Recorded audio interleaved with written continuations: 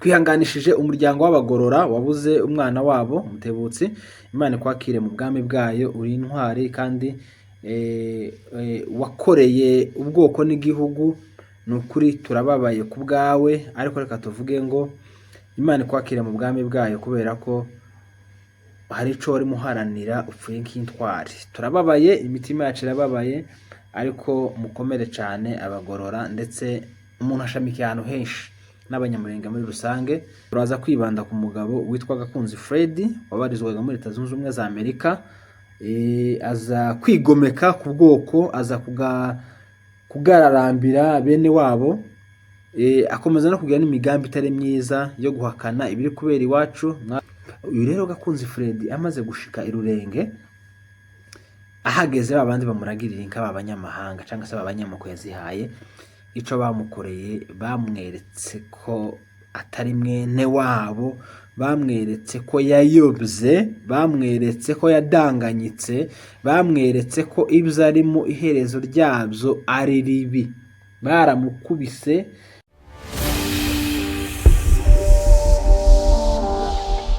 Yes, ndagusuhuje, kwifurije igitondo ciza wowe bukeye ndetse nawe bugorobye, kwifurije umugoroba mwiza bivanye naho uherereye. Ngo amahoro y'Imana akomeze abana muri gahunda zawe zose urimo. Turamukije abantu bose bumva runo rurimi tuvuga, turamukije abantu bari ruguru iwacu mu bibanza bya basekuruza amatongo ya base, aho muherereye hose. Imana ikomeze ibishimire kandi Imana ikomeze ibarinde. Dusuhuje umuryango wa M23 AFC twirwaneho, aho muherereye hose Imana ikomeze ibishimire. By'umwihariko dusuhuje we wakoze subscribe kuri Ineza Live TV. Uri umuntu w'agaciro kandi uri umuntu w'ingenzi wahisemo neza cyane. Babaye mu materaniro, turizera ko amateraniro yagenze neza, ndetse n'abatayabayemo nabo hari impamvu yatumye mutayabamo, wenda umubiri kurwara, cyangwa se hari n'abakora niyinga bakabura umwanya nyine wo kuja mu materaniro kubera imirimo banditswemo bakora. Ariko mwese turizera ko byagenze neza, turizera ko mwagize iyinga ryiza, turizera ko Imana yabasuye igasubiza kwifuza kwanyu, ndetse igasubiza n'amayitaje yanyu, kubera ko Imana yacu ni Imana yumva kandi ni Imana ikora, ni Imana isubiza. Reka tutangire tubabwira ngo mwese ukwezi kwiza kwa kabiri, uyu ni umunsi wa mbere tutangiye ukwezi kwa kabiri, kuzogira iminsi 28. Imana izabane namwe, Imana izabarinde, muzagere ku byifuzo byanyu bivanye n'ibyo mwanditse muri aya majenda yanyu y'umwaka. Imana izabarinde. Nuko reka tubanze dutange twihanganisha imiryango yabuze ababo. Mu by'ukuri iyi si turimo, twambaye umubiri, dufite inyama n'amaraso, turabyara tukishima, tugapfusha tukababara, ariko nyine ntitwomenyera ibintu nk'ibi bitubaho bidukomeretsa imitima. Ariko tuzoza tumenyera, twihangane nyine, tubyihanganire, dore ko ngo bino bintu cyangwa se buno buzima ari ubw'igihe gitoya. Ufite igihe kinini n'ufite Yesu, naho utamufite we n'ibindi bindi. Twihanganishije umuryango w'abagorora wabuze umwana wabo Mutebutsi. Imana ikwakire mu bwami bwayo, uri intwari kandi wakoreye ubwoko n'igihugu. Ni ukuri turababaye ku bwawe, ariko reka tuvuge ngo Imana ikwakire mu bwami bwayo, kubera ko hari ico wari muharanira upfuye nk'intwari. Turababaye, imitima yacu irababaye, ariko mukomere cyane abagorora, ndetse umuntu ashamikiye ahantu henshi n'abanyamurenge muri rusange. Mwihangane kubwo kubura intwari birababaza kandi biragoye kubyakira, ariko reka tubabwire ngo mukomere, kubera ko urupfu ntirumenyerwa, kandi urupfu ntiyagire sinzapfushe ngo wishime, kubera ko uyu munsi ninje, ejo ni wowe. Icyari gikwiye abantu nuko umwe yopfusha tugatabara, tukamuba hafi, tukamwereka ko turi kumwe muri ibyo bihe bigoye abarimo, kugira ngo areke kwiheba, areke kwigunga, cyangwa se areke kubona ko ari wenyine. Mu by'ukuri umuco wo gutabarana ni mwiza, umuco wo gutanga mpore ni mwiza cyane ku babuze ababo. uyu niwe tuvuze kuko niwe twari tuzi, ariko mu by'ukuri hari n'abandi n'imiryango nayo yabuze abantu. Ni ukuri mukomere cyane, mwihangane, tubahaye impore, turabihanganishije kuri iri kanisa rya Ineza, ikanisa ryanyu mukunda, kandi dukomeje kubona urukundo rwanyu uko bwije n'uko bukeye. Imana ishimwe yuko nta kiza kiba ku Mana ari impanuka. Ibintu byose ku Mana si impanuka, ni ibintu biba biri mu mugambi wayo, gusa twebwe biza bitugeraho kubera ko tuba tutabyiteguye, tutanazi n'ayo makuru, bikadukomeretsa, bigasa nyine twebwe nyine bikatubera impanuka, kubera ni ikintu kiba kituguyeho tuba tutiteguye, kandi kiba kigoye nyine kwakira no kubana naco. Ababyeyi barababara, abana barababara, abavandimwe barababara, ariko Imana nyiri humure ihumurize imitima yanyu, ibasanga ibasure, mukomere cyane, muhumurike, turi kumwe namwe. Isi ntisakaye, buri wese aranyagirwa akavirwa. Mukomere cyane muryango, ndetse n'abanyamurenge muri rusange, n'abandi bose babuze ababo, mukomere cyane muri ibi bihe bigoye. Imana ibaheze ihumure, twihanganishe ndetse n'abafite abarwayi.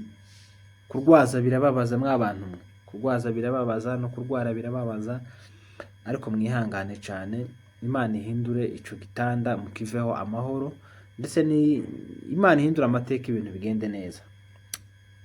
Nta kanisa ritagira amatangazo yo kubika, nta kanisa ritagira amatangazo yo kumenyesha, nta kanisa ritagira amatangazo yo gukora nyine ibintu nk'ibyo ngibyo. Niyo mpamvu natwe tubanjije kubikora, kugira ngo mubone ko turi kumwe, tukaza dukora ibiganiro, mubone ko wenda tuba twavangiwe cyangwa se tuba twasaze. Oya, tugomba kubanza gukora ibiganiro byibuza, ariko twabanje gutanga mpore ku bantu babuze ababo, ndetse no ku bantu bari mu bibazo. By'umwihariko duhaye mpore ubwoko bw'abanyamurenge buri mu bihe bigoye. Mwabonye ko kandi drone yabyutse irasa, ariko Imana ikagenda ikinga ukuboko, nubwo nyine abanzi baba badashaka ko dusigara.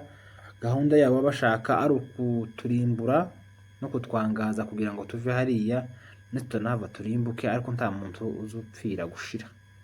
99 bopfa, umwe agasigara agacungura igihugu, cyangwa se akaba ubundi bwoko bukomeye kandi bwinshi cyane.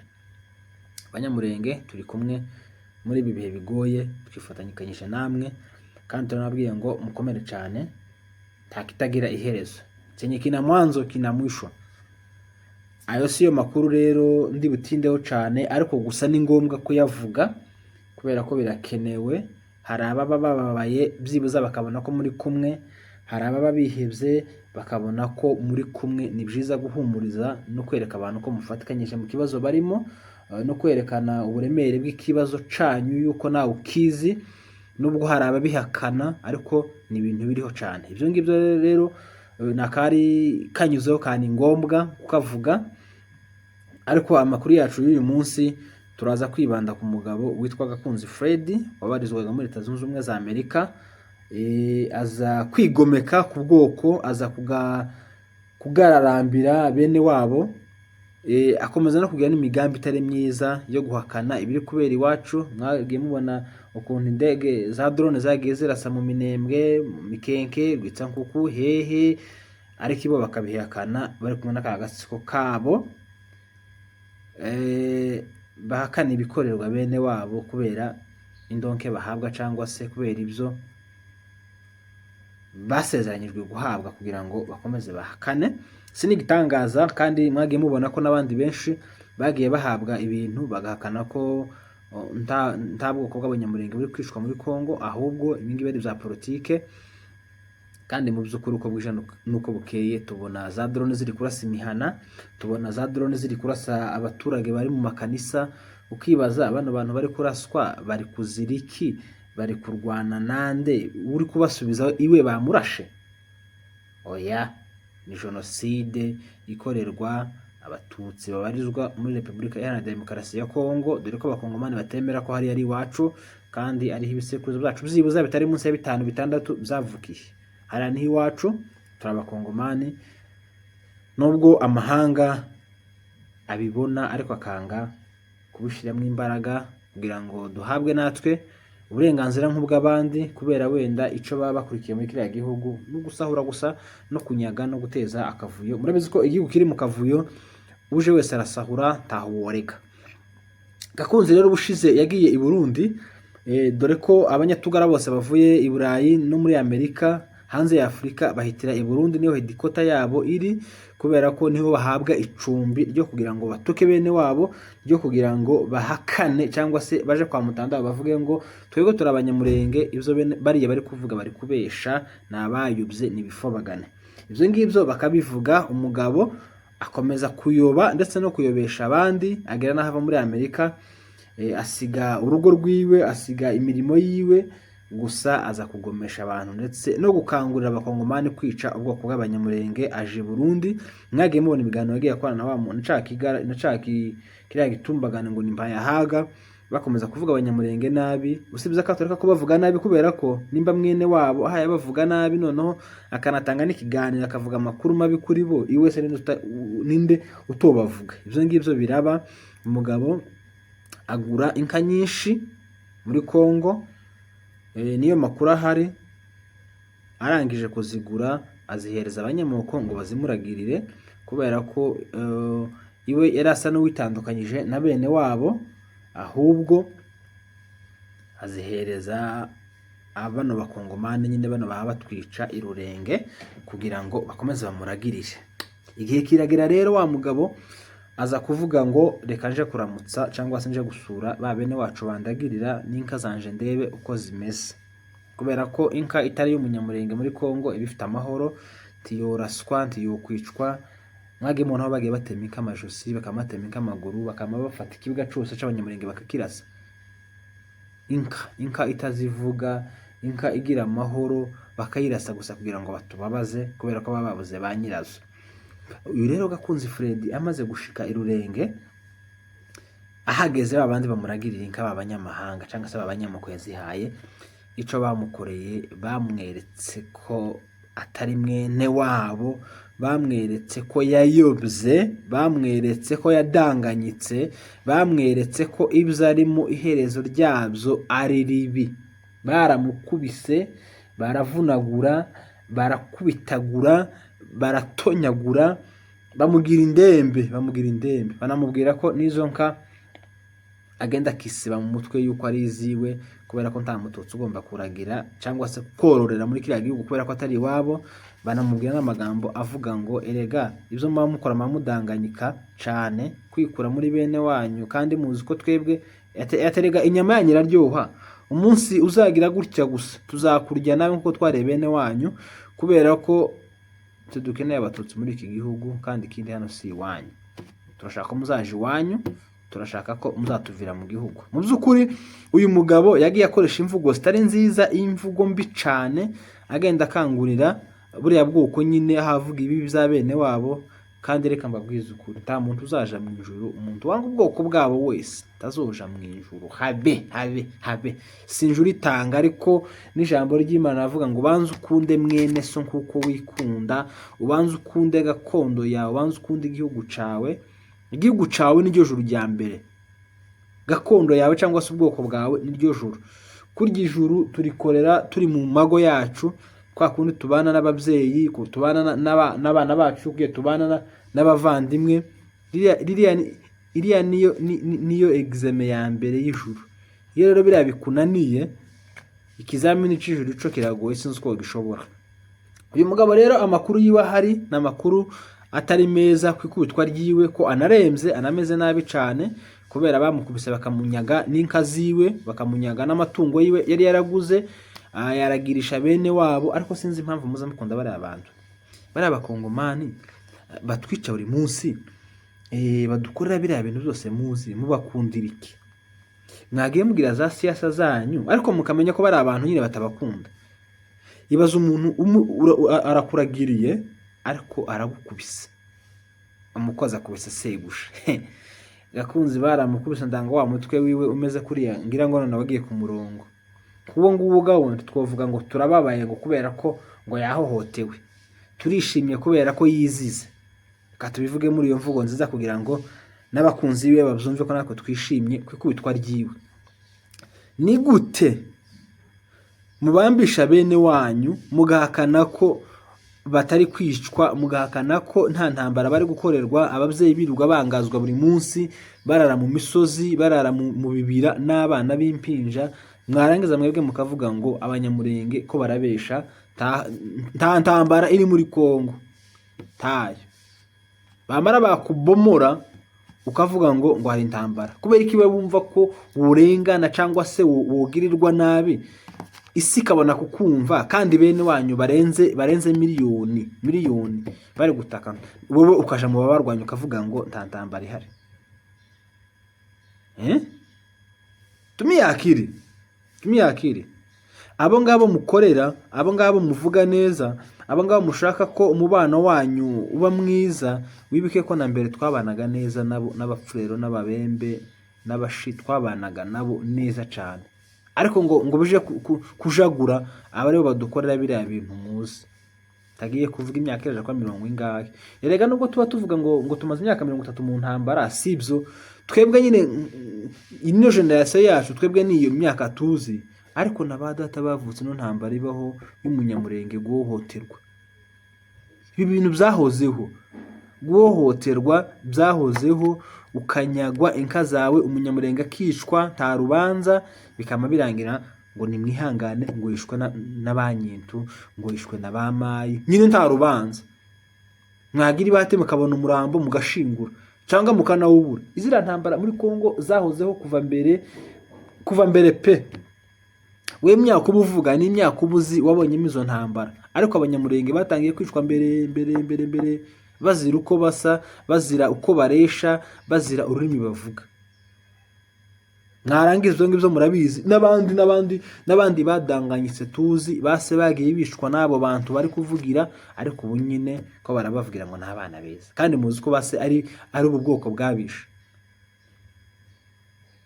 Iyi nda nimbi pe, kugira ngo baguhereze ibintu uhakane ko iso cyangwa nyoko atishwe n'abari abanyago baha batwica, ahubwo wowe ukavuga ngo iyi ngiyi ni siyasa, ngo yaba naba, mwamara mukaza mukora amaspace, mukaza mukora ibiganiro, mukaza mwaprodinga, mugashimira leta y'u Burundi, mugashimira leta ya Gisegeti, mugashimira leta ya Kongo ngo ni umubyeyi. Ariko umubyeyi mwebwe muzi imana y'umubyeyi, muzi ubusobanuro bw'umubyeyi. Umubyeyi ni umuntu uba utifuza ko urya nabi, uryama nabi, ubaho nabi mu buzima urimo. Uwo ni wo mubyeyi. Naho umubyeyi karakurasa, umubyeyi abanyamurenge nyine batunze se nibangaye, bo babarira ku ntoki. Ariko mbere umunyamurenge wese yari atunze inka zitari munsi y'100. Ariko ubu nyine umunyamurenge utunze inka nyinshi usanga afite 5 cyangwa nta nazo, kubera inka zacu barazinyaze, abana bacu barishwe, ababyeyi bacu barishwe, abavandimwe barishwe. Mwarangiza ngo Burundi ngo n'ababyeyi, ngo leta ya Kongo n'ababyeyi bari kudukorera biriya. Ese nutumva we ntazabona, nutabona we ntazayumva. Abanyatugara mureke kuyuba n'ukuri, uko mwarayobyaga nuko mutabizi. Singaho bagakunze ko barakubitwa bakavunagurwa bitwa ngo nabanyatugara, ngo bari kuri side ngo y'abakongomani. Ibi bintu bigomba kugira iherezo, ibi bintu bigomba gucika. Dushize hamwe twese nk'abanyamurenge tugasakuza tukavuga ngo iri yishwa ry'abanyamurenge turarihaze, amahanga yo twumva. Ariko mu gihe umwe ahayavuga ngo turi kwicwa, undi akavuga ngo ni ikinyoma. None erega n'Imana izifasha uwifashije. Twebwe ubufasha twari guhabwa nuko twari kuba turi hamwe twese dufite ubumwe, ni twari gufashwa. Naho umwe karagenda gutya, karagambanira abana afunzi bakicwa, bakaraswa, bagafungwa, undi akagambana bene wabo, undi akagira gutya. None Imana yizohera hehe ibafasha? Ko Imana izifasha uwifashije. Iyo niyo nkuru yagakunze Fred yari tuzanye idushimishije ku ikubitwa ryiwe kubera kugomera ubwoko, akaja ku banyamahanga bakaba bamwituye ibyo yarakwiye. Ayo niyo makuru yaratuzanye, ariko abakomeje kubura abantu nukuri mwihangane kandi cyane komere. Sinzi nimba ho umuti wenda umuntu akanywa umuti wo kwakira ikije cyose, nyine akavuga ngo nibisanzwe, nyine akamabyakira akagumana nabyo. Abantu bakora imiti bazadukorera n'uwo muti. tukareba ukuntu tuyinywa twese tukihangana nyine tugakomera, tukaza tureka kurira, tukaza tureka kwiheba, tukaza tureka kwiganyira, tukavuga ngo ni ibisanzwe. Hari igihe umuntu azamuseka akavuga ati yoho byaragucanze bimeze uku akamubona ibisanzwe nyine ntugire ico bimutwara. Ariko iyo bakubike ngo wapfushije umuntu wawe ewana, uzamuhinduka muri wowe, ukamubwira ikiziba muri wowe, ukamubabara nyine pe, kababara cane. Buri wese agendera mu ruhande rwiwe, arimo nimba ari rwiza nimba ari rubi aruhindure, kubera ko igihugu umunsi kizafatwa bamwe bazaguma imahanga, bamwe bazagira ubwo bwo gutaha iwabo. Nuko reka tubabwire ngo mwakoze kubana natwe, amahoro mu mutima n'amafaranga mu ikofi. Ibiganiro byacu nakagaruka. Ciao ciao, bye bye.